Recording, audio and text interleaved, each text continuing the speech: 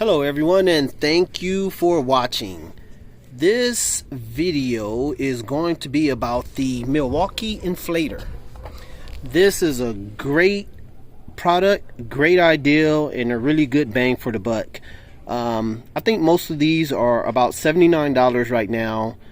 They may or may not have a special that includes the battery. If they do, get it. If not, it's worth the value of $79. This is real simple to operate, and I think I'll just pay regular price for it. I just acquired the tool only because I have multiple batteries that can fit this. Now, in another video, I did show this particular device with one of the knockoff batteries. With the knockoff battery, this device will not work. The knockoff batteries can work for devices that don't require a load or a pump or a lot of torque. So lights, the knockoff battery can work, but for stuff like this, you have to get the original M12 batteries, the Milwaukee batteries. So that's what you get for this one. So we're using a XC 4.0 for this one, and I'm going to show you how this works. It's really good because a lot of times I've used this to assist when individual have cars that give you that low pressure indication where it lets you know that the tires are low. So I've used this to really assist them in that area multiple times because this is so convenient. It's little, it's light. You insert the battery right there, and it also have a few little attachments in the back, like a little attachment, a little needle for balls, a little attachment for inflating blow up stuff, and an additional attachment to screw on things. So you have that. So you have what, 1, 2, 3 attachments. We're just going to use this regular attachment right here that you screw into the valve or your tire. And what I like about this is that if you do any type of off-roading or in a situation where you need to deflate your tire and then inflate it later, this prevents you from having to use a compressor or one of those 12-volt things you plug into your cigarette lighter and inflate your tires. This is very convenient. It works really good, real easy, and it's digital. So what we're going to do is plug up the battery, and it's plugged up, and then we're going to cut it on. I'm gonna have my production assistant assist me this time and cut it on. Could you cut on the power, please? Push the power button.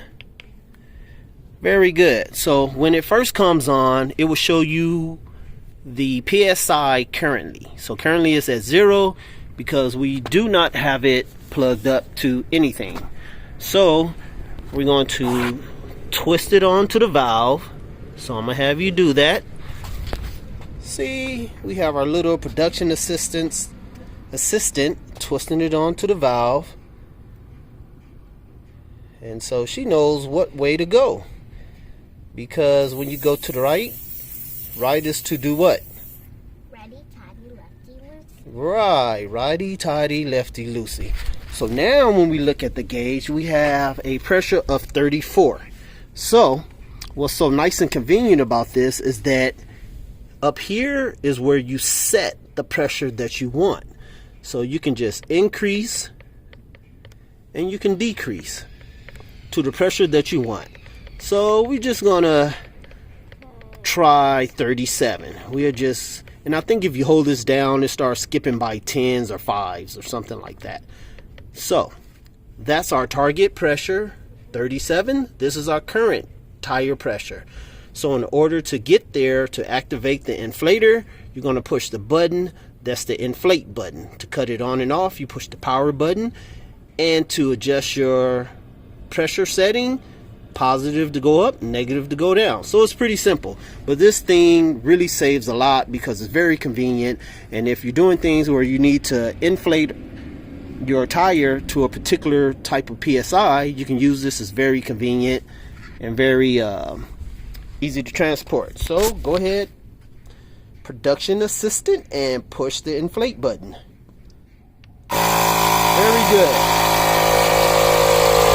So it's a shouldn't really take that long. It makes a little noise, but it does the job really well. So we will watch it to see what it does. Oh, there it is. It's going up.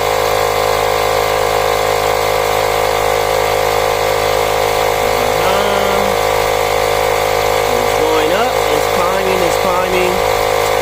And once it reaches that point, it should just automatically stop.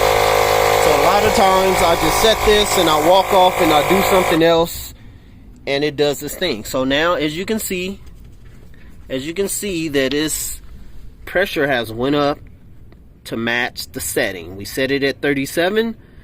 Once it went to 37, it automatically cut itself off. And as you see, it was very simple to connect. Even a little production assistant can do it. So this is very good bang for the buck, and it's very convenient. I know some off-road settings where I see people carry compressors and all kind of things, but this is so convenient. And if you're already on the Milwaukee platform, then you already have the batteries. Once again, I always suggest tools that pump or need torque. Always go with at least a 4.0 or higher. Yes, maybe a 1.5 will get it done.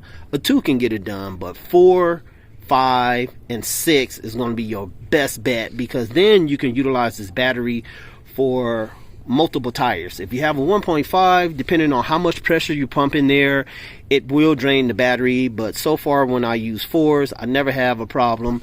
And you can see where the battery is right now. It's at 3 bars. I think I inserted it in here at maybe 3, but you can see where it is. So you guys can leave a comment, or if you have any questions, you can leave that in there. But this is really good bang for the buck. And of course, you can use it for your bicycles, and if you mountain bike or anything where you need to inflate something, it makes it very easy. And I like the fact that it's digital and not an analog gauge. So thank you guys for watching, and I will catch you next time.